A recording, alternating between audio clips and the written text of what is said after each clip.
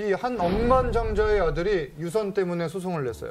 그러니까 2010년 3월에 60대 여성 케이포스너 씨가 암으로 사망을 합니다. 그런데 그 사망하기 전에 유언장을 작성을 했어요.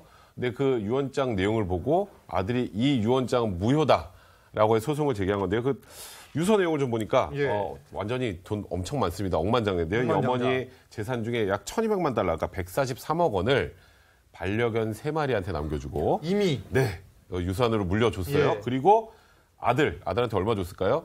대략 12억 정도만 아들의 몫으로 남겨줬습니다. 10배가 넘게 차이나네. 그러니까 아들이 그걸 보니까 이게 뭐야 이게. 그래서 이 유언 무효다라고 해서 소송을 제기가 된 겁니다. 이 반려견한테 140억 원이 넘는 재산을 남겼다. 놀랍네요. 네, 이 중에 36억은 신탁기금이고요. 107억 상당은 마이애미 해변가에 있는 대저택이라고 합니다. 반려견들한테 남겼는데 원래 근데 살아 있을 때도요. 그 경제적으로 부유했기 때문에 어떤 반려견들만을 위한 고가의 차량도 사주고요. 정기적으로 개 전용 스파에 데려가는 등 아낌없이 돈을 썼다고 합니다.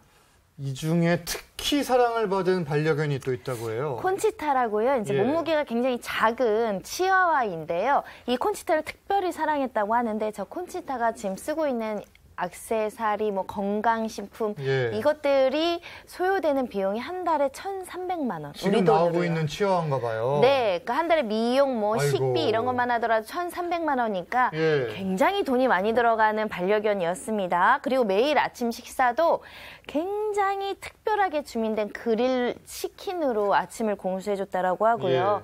저도 손톱 손질 못 받는데 일주일마다 발톱 손질도 받았다라고 하고요.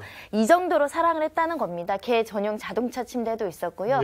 아주 고급 소재로 된 실크 그 스웨터 같은 것도 있었다고 하고요. 이게 이제 페리스 힐튼 상속녀 거기에 버금가는 클래스다 이런 평가도 있는데 일각에서는 세상에서 가장 철없는 개다, 호강하는 강아지다 이런 별명이 생겼을 정도라고 합니다. 물론 자신의 반려견에게 쓰는 이 행동 누가 뭐라 할 수는 없는데 정말 소중했나 봐요? 네, 이 콘치타를 내 인생의 기쁨이다라고 표현을 했다고 합니다. 그리고 어디를 가도 데리고 다닌다라고 했다고 하는데요. 한번 이런 적이 있었대요. 저 그 콘치타라는 강아지 목에 걸어주려고 명품 다이아몬드 목걸이를 해줬어요. 근데 이제 문제는 이제 우리가 사람이라면 이게 굉장히 소중한 걸 알겠지만 걔가 좀 불편했는지 그걸 꿀꺽 삼켰나 봅니다. 삼켰다? 네, 그래서 굉장히 고생을 했대요. 저 강아지가. 그래서 그 뒤로는 다이아몬드 절대 달아주지 않았다고 해요. 그러니까 이제 수백만 원짜리 수천만 원짜리 다이아몬드건 보석보다 이 콘치타가 이 여성에게 더 소중했던 거죠. 재산이 있는 경우에 이 부모님이 반려견들에게 유산을 다 물려준다. 어떻게 하시겠어요, 김 변호사님? 우리나라 법상으로는 불가능합니다. 불가능합니까? 사람만이 상속을 받을 수 있기 때문에 반려견에게 상속한다는 것은 불가능한데 이제 만약에 그런 일이 발생을 했다. 어떻게 해서든 반려견을 내가 키우기 위해 노력을 할 것 같습니다. 그렇겠네요. 근데 이렇게 생각하셨을 수도 있을 것 같아요. 아들은 돈을 벌 수 있지만 반려견은 나가서 돈을 벌어올 수 없잖아요. 기본적인 의식주가 돌아가시기 전에 조금 걱정이 됐던 건 아닌가. 근데 그런 그 기본적인 생존을 위한 비용치고 130억대는 굉장히 큰 것 같습니다. 아들 지금 소송을 제기했잖아요. 정확히 어떤 입장인 겁니까? 이 어머니가 세상을 떠나기 전에 항암 치료를 받았다고 합니다. 이제 그렇기 때문에 이 암투병 중에 투약하는 그 약물 있잖아요. 그 약물이 아무래도 어머니한테 어떤 부정적인 영향을 미쳤을 것이다. 이제 이렇게 주장을 하고 있고요. 그다음에 또 하나는 이 약에 취해서 반려견들에게 돈을 쏟아붓게 된 계기 중에 하나가 이 가사도우미랑 경호원들이 자꾸 이렇게 돈을 쓰라고 부추겼기 때문이다. 이렇게 주장을 하고 있습니다. 가사도우미와 경호원 탓이다. 이거네요. 근거가 전혀 없어 보이진 않는 것이 그 변호사 주장에 따르면 어머니가 암투병, 그러니까 암 진단을 받고 나서 조울증 증세가 나타나기 시작했고 그러다 보니까 주변 사람들에게 굉장히 많이 영향을 받게 됐는데 어머니 상태를 안 이 고용인들이 이렇게 써라고 강요 압박 이런 걸 했다라는 주장입니다. 이거는 주장에 불과하긴 하는데요. 실제로 그의 어머니가 이 유언장을 변경한 시점을 보면 암 진단 이후에 작성을 했거든요.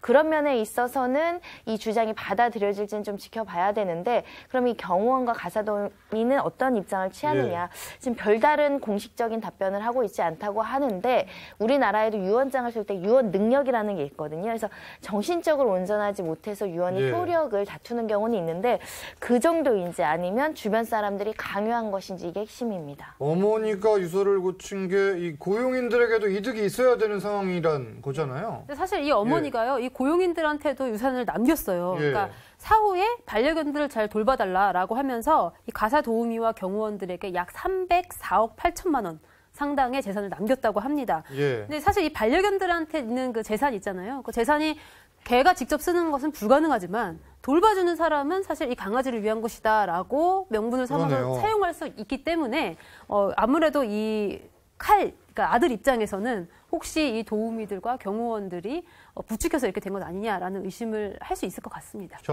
이 소송 어떻게 결론이 났을까요?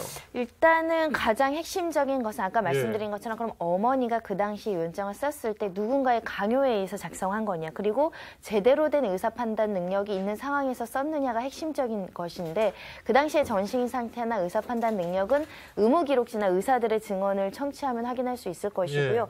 강요 부분은 사실은 누군가 자백하거나 내부 폭로를 하기 전까지는 증거가 없는 상황이기 때문에 인정이 아주 만만치 않은 소송이지 않을까 싶습니다. 알겠습니다.